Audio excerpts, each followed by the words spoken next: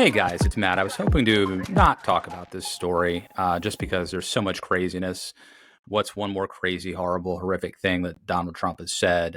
But this one keeps coming back, and you've probably heard about it about Donald Trump talking about how the enemy within is arguably more dangerous than Russia or China and how they need to be dealt with via using the military, and how the enemy within includes people like Congressman running for Senate, Adam Schiff. Um, I've heard these things. I didn't doubt them, but they keep coming up, and Donald Trump keeps getting asked about them, and he keeps reiterating that, in fact, yes, he means what he says, even though some of his defenders, when asked, will try to, make it sound like he meant something else. So I want to go through this real quick. He just said it again today. I'm recording this on Wednesday, and he was on Fox with Harris Faulkner, and I guess it was like supposed to be a women's town hall meeting, but it's packed full of his supporters. Apparently, they invited a lot of Republican women groups. He was asked about it again. He reiterated it again. But I want to start at the beginning. So this comes from an interview he gave with Fox Business's Maria Bartiromo. And let's go to the tape. I think the bigger problem is the enemy from within, not even the people that have come in and destroying our country. By the way, totally destroying our country. The towns, the villages, they're being inundated. But I don't think they're the problem in terms of election day. I think the bigger problem are the people from within. We have some very bad people. We have some sick people, radical left lunatics. And I think they're and it should be very easily handled by, if necessary, by National Guard, or if really necessary, by the military.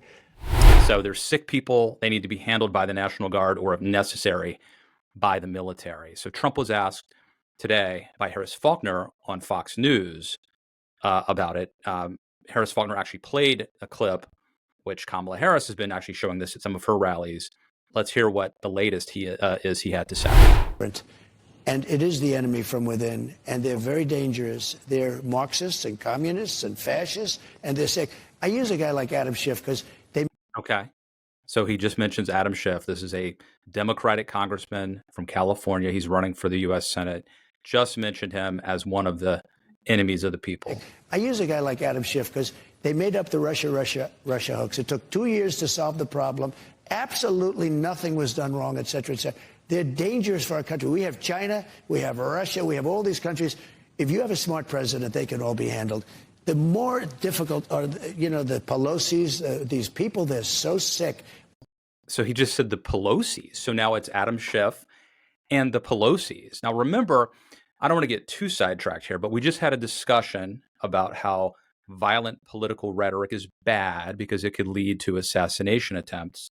And now we're calling the Pelosi's enemies of the people. I mean, I'm old enough to remember when Paul Pelosi got beat in the head with a hammer by someone who attacked him at his own house. So, so much for caring about violent rhetoric. If you have a smart president, they can all be handled. The more difficult are, the Pelosis, these people, they're so sick and they're so evil. Adam Schiff, a Democratic congressman, a politician, and the Pelosis are enemies of the people who are very sick. And just for a refresher, just in case you forgot, what should happen to these people?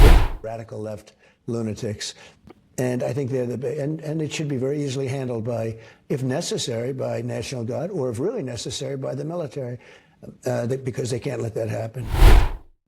So it's very clear to me, and I've waited days to talk about this.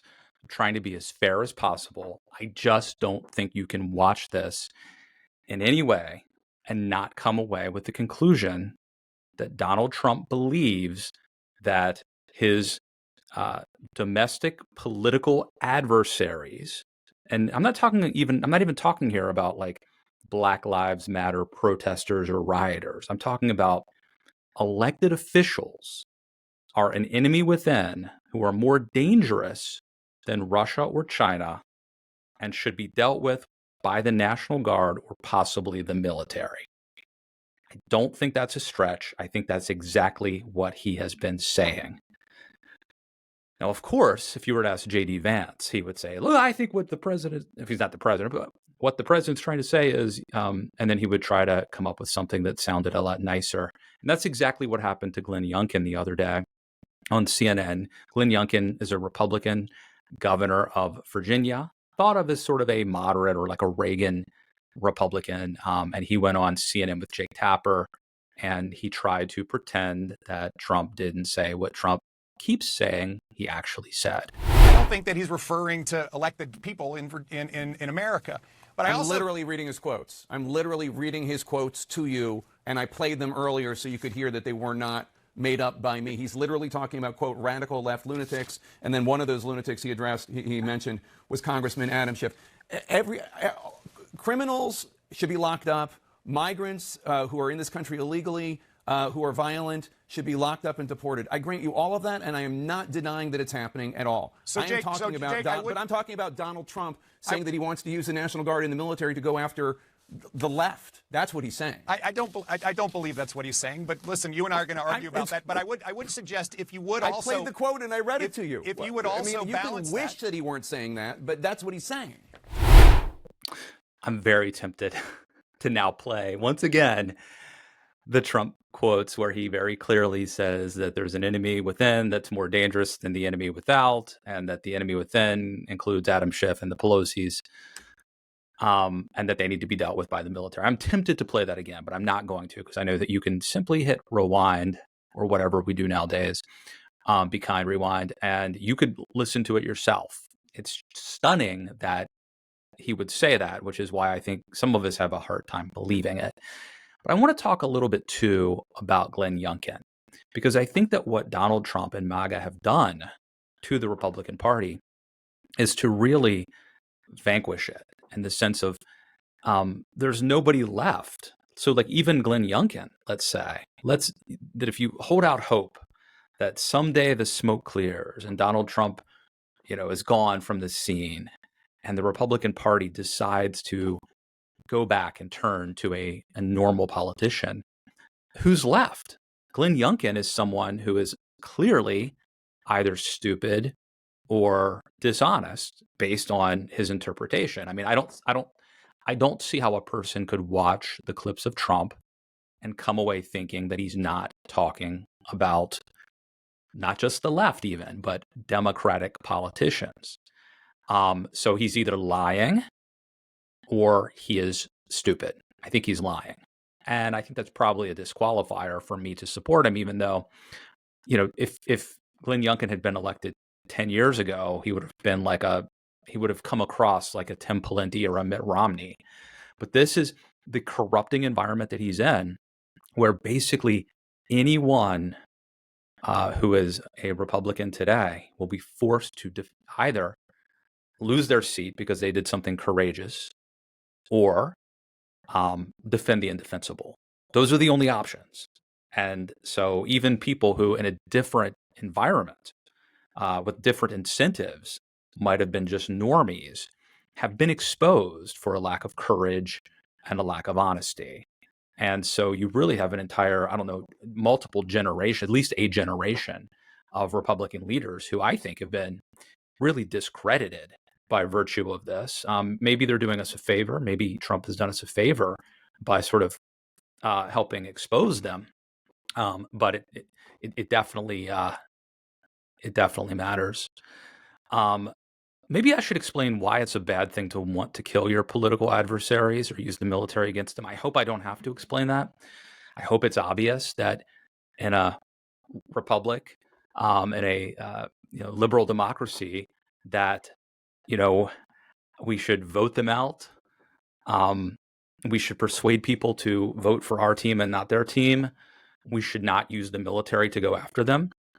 Very clearly, Donald Trump feels like Democrats used the justice system to try to go after him. Now, look, I might say they used it to try to hold him accountable for things he actually did wrong. But Trump very clearly believes that Democrats used the powers of government to target him and try to take him down.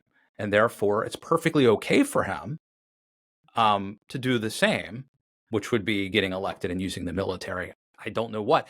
this thing is, according to the Supreme Court, he possibly could use the Navy SEALs to kill them. And he would actually be immune from prosecution. It's unclear.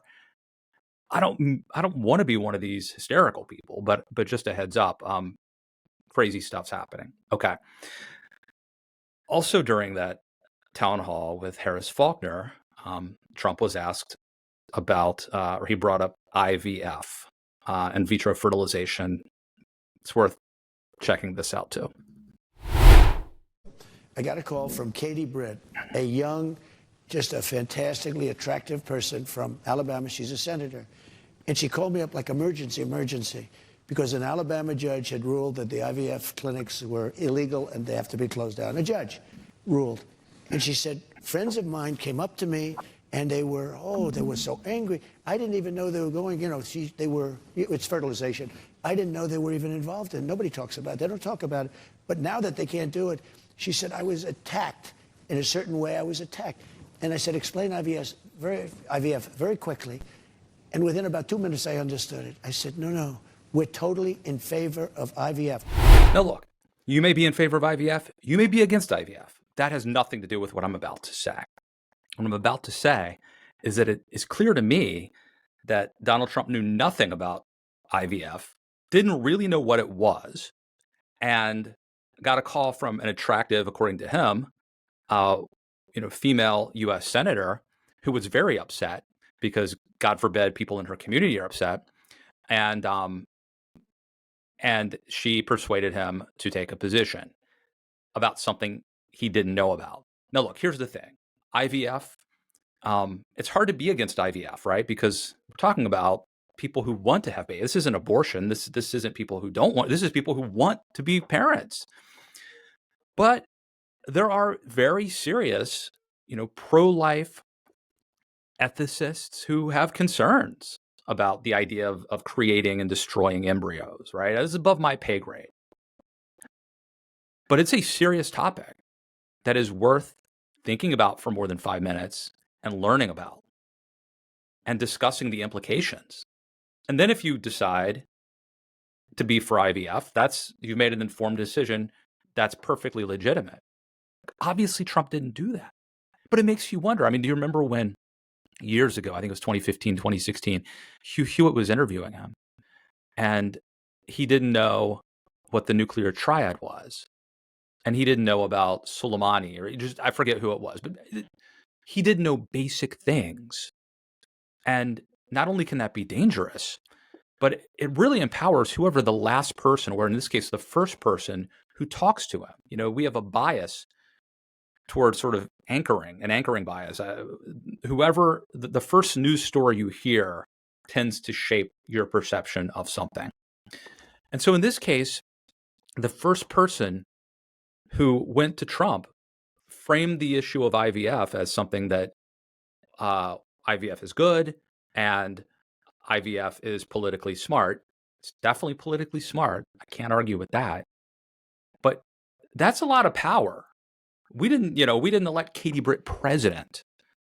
And so there's a danger to having someone in office who hasn't really thought through these issues. And I think that Trump probably should have convened some, scientists, doctors, ethicists, religious leaders, philosophers, I don't know, and had a discussion about this. This is a very important, serious thing. He actually should have done all that work before the decision was handed down. In this case, he actually wasn't the sitting president at the time, but that's sort of beside the point. Okay, last thing, different topic. Last thing I want to talk about is